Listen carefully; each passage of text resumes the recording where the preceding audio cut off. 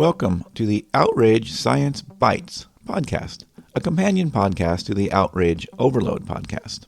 This is day 14 of the NaPodPoMo challenge, National Podcast Post Month. That's a 30-day challenge to produce 30 episodes in the month of November, and I'm doing one episode a day, every day in the month of November. Today we're going to talk about conspiracy theories and some of the science behind conspiracy theories. So what the research has shown is that people who believe in one conspiracy theory are more likely to believe in other conspiracy theories, even if they are unrelated. So, imagine if you have a friend who believes in something like that the moon landing was faked. Well, that friend is more likely to believe in other conspiracy theories, such as the belief that the earth is flat. We've also found that people who believe in conspiracy theories are also more likely to believe in other unsubstantiated claims, such as pseudoscience and paranormal claims. This is because there's a general tendency to believe in unsubstantiated claims, regardless of the specific topic. So it's important to note that not everyone who believes one conspiracy theory believes in all conspiracy theories. However, the research suggests that this is a common general link. For example, someone who believes that the moon landing was faked is more likely to believe that vaccines cause autism, that homeopathy is an effective form of medicine, and that ghosts exist.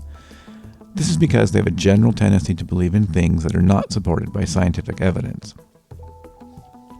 And again, it's important to note that not everyone who believes in one unsubstantiated claim believes in all unsubstantiated claims.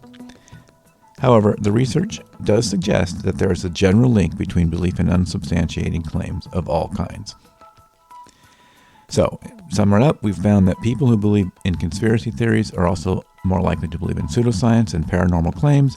Also, people who believe in one conspiracy theory are more likely to believe in other conspiracy theories, even if the theories are unrelated. These findings suggest that there is a general tendency to believe in unsubstantiated claims, regardless of the specific topic. This is likely due to a number of factors, including the cognitive biases that we've talked about in other episodes of Outrage Science Bites and the Outrage Overload podcast, such as confirmation bias and motivated reasoning. Research has suggested a number of underlying tendencies that make people more likely to believe in pseudoscience and paranormal claims.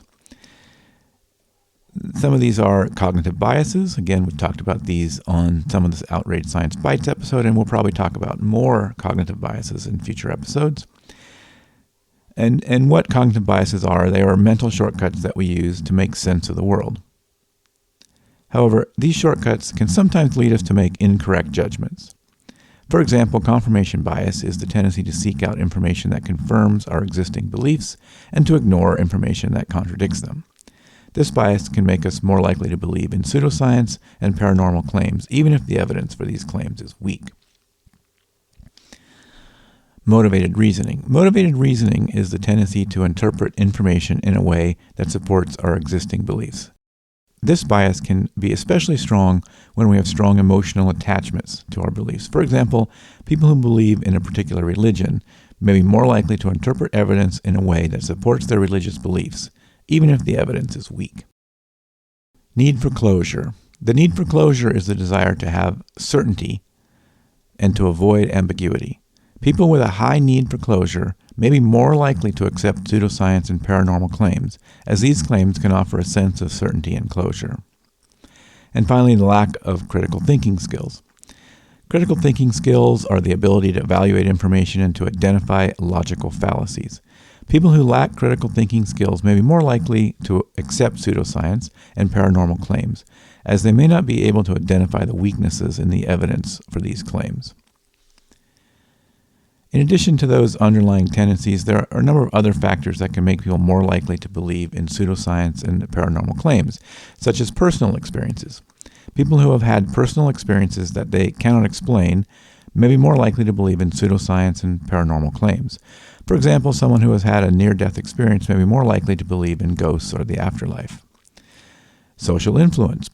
People are more likely to believe in pseudoscience and paranormal claims if they know other people who believe in them. This is because we tend to conform to the beliefs of the people around us. media exposure. People who are exposed to pseudoscience and paranormal claims in the media are more likely to believe in them. This is because the media can play a role in legitimizing these claims and making them seem more credible. It's important to note that not everyone who believes in pseudoscience and paranormal claims has all of these underlying tendencies or factors. However, these tendencies and factors can make people more likely to believe in these claims. So, how do you counteract this? Well, a lot of the things are the things we talk about on this show. So we can do improve critical thinking skills. So that's the ability to evaluate information, identify logical fallacies. So if you have stronger critical thinking skills, you're less likely to be fooled by unsubstantiated claims. Another thing is what we do here with promote science literacy. So science literacy is the ability to understand and interpret scientific information. People who are science literate are better able to identify unsubstantiated claims and to evaluate the evidence for different claims. And then finally, another thing we talk about on these little Outrage Science Bites episodes quite a bit are our own cognitive biases. So cognitive biases are those mental shortcuts that we use to make sense of the world. However, these shortcuts can sometimes lead us to make incorrect judgments. By being aware of our own cognitive biases, we can be more careful about evaluating information and less likely to be fooled by unsubstantiated claims. As I said, I'm going to just reiterate that we've found that people that tend to believe in one conspiracy theory tend to believe in other conspiracy theories. Likewise, people that believe in conspiracy theories tend to also believe in other unsubstantiated claims, pseudoscience, things like that. And so one answer is improving our own cognitive, being more aware of our cognitive biases, promoting science literacy, and just becoming more discerning consumers of information. Any of us can become susceptible to believing in unsubstantiated claims. Just keep coming back to being more critical of information, and doing so can make you a better consumer and reduce the spread of misinformation and disinformation. So that's how I'll end this episode. Keep it short.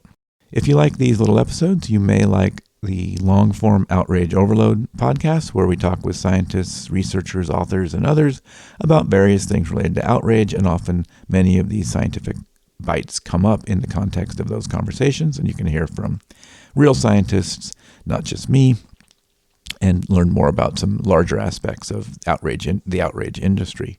That podcast is at outrageoverload.net, and you can also find other episodes of the Outrage Science Bites episodes, and those are listed at the bottom if you scroll down at outrageoverload.net. You'll find a link at the bottom of the page to Outrage Science Bites. So thanks for listening, and look for another episode tomorrow.